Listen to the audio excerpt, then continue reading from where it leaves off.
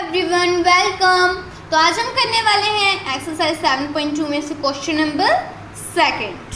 सो question number second है the price of a TV is 13,000। एक TV है और उसका प्राइस क्या है 13,000।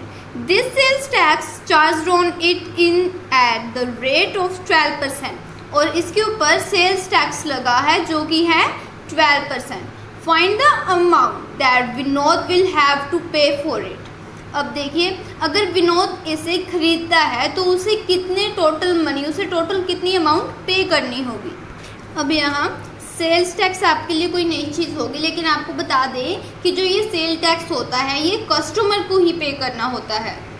और जो ये सेल्स टैक्स है ये लगता है प्राइस के ऊपर, जो हम खरीदते हैं, जो चीज़ हम खरीदते हैं उसके ऊपर उतना टैक्स लगता है जितना हमें गिवन है। जैसे यहाँ पर अब हमें 12% गिवन है। अब चलिए इसका सॉल्यूशन करते हैं ताकि आपको और अच्छे से समझ आए।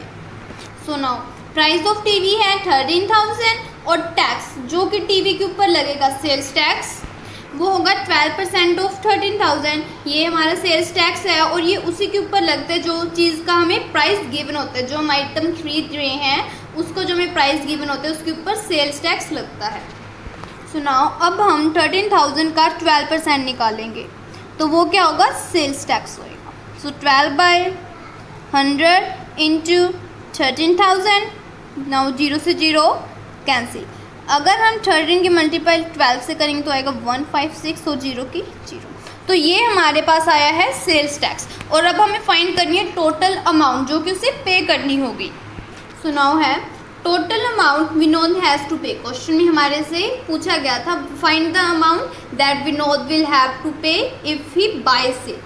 तो अब टोटल अमाउंट हमें कैसे पता लगेगी, जो प्राइस है उसके साथ अगर हम सेल्स टैक्स को ऐड कर देंगे तो हमें टोटल अमाउंट पता लग जाएगी। सो प्राइस ऑफ टीवी था 13,000 और सेल्स टैक्स हमारा निकला था 1,560। अब इसे ऐड करेंगे तो आएगा ₹1,4,560। सो ये है टोटल अमाउंट जो कि विनोद को पे करनी होगी। So this is the question number second of exercise 7.2. Now let us move to the question number third.